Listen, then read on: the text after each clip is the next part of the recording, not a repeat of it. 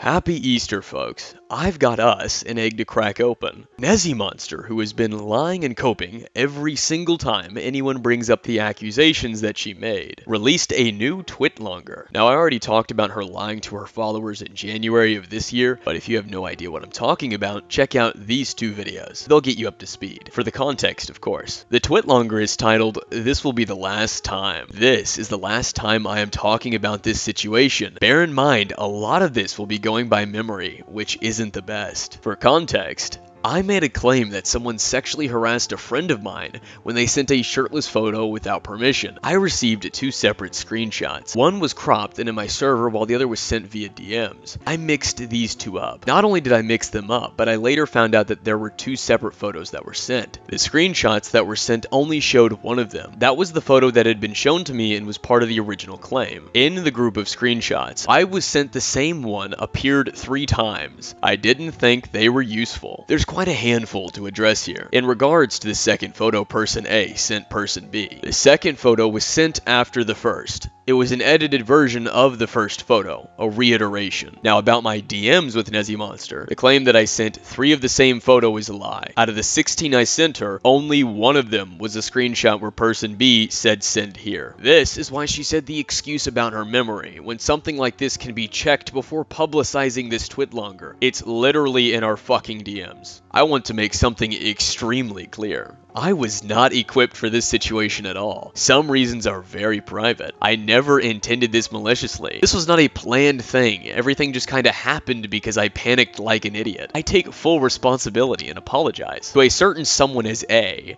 by the way, to clear something up, the FCK was not made for you. It was just a chat filled with other creators because the person who owned it was social. It broke up because a lot of people disconnected from that person due to personal reasons. The only times we ever brought you up was because you kept following us around. She is referring to me. Again, lacking the spine to say my name. Am I fucking Voldemort? Is it that hard? Do you tremble at the thought of saying it? I have never claimed the FCK was made for me. I know what it was made for. It was made by Toasty Vanilla, and its initial intent was taking down Madame. That's right, folks. The whole targeted harassment bad crowd literally made a group so they could do the same shit they didn't like. They set their sights on me in October of 2019, only after the Madame bandwagon had dried up. Which is no surprise, because so many in the FCK, or surrounding it, made videos on Madame in September of 2019. And no, I'm not defending Madame. My point is that they're hypocrites, and I kept following you all around. In what fucking reality? Your members repeatedly started shit with me, and when it didn't play out like the delusional scenario in their heads. So consider this me smashing the scale and obliterating you with everything I've got. A wicked owning. They played victim to some mean tweets every single fucking time. Your friends did the exact same shit with other people. Toby Majestic, who started shit with Ben the Looney and Trent only to cry wolf when it flopped. Oh my god. Now I offered multiple opportunities for you all to just walk away, but you kept talking shit and kept lying about me. Madlibs made the first video in September of 2019. OMGIJ252 made his in December. You, Ponder and Fuchsia Butters, in March. Then we have Madlibs' big video in September of 2020. You all just couldn't quit lying, and when it caught up, you thought lying in victimhood would be your saving grace. It's the one thing that was consistent with your inconsistent, hypocritical, lying sacks of shit, degenerate cesspool of a group you called friends. I don't intend to make a video of this, and I don't intend to talk about this again. Do not bother anybody else about this. This situation was entirely my fault. I take the full blame. I mixed things up. I panicked, and I approached this the same way, and for that I am sorry. Ever since the situation, I have gone to therapy, been diagnosed, and have been properly medicated.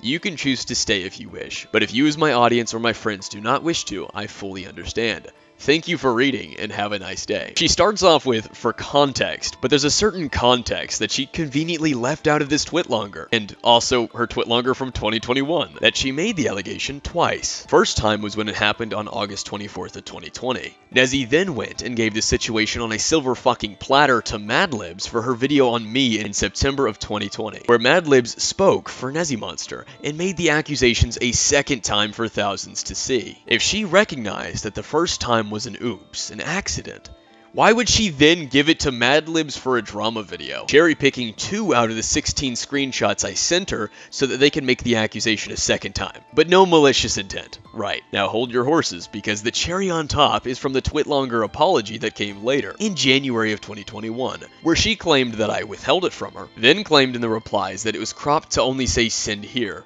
So which is it? Did I withhold it from you? Did I only send you a cropped screenshot? Was it just your confusion that made you use the situation against me and my friends? That made you cherry pick screenshots for a drama video? Did you somehow mistype all of this? Wow, it sure is convenient that all of this is spelled correctly and paints me out to be the bad guy. It sure is convenient that it makes it look like you didn't have the screenshot when you actually did. She lied again in those replies, saying I admitted to sending person A to spy on her.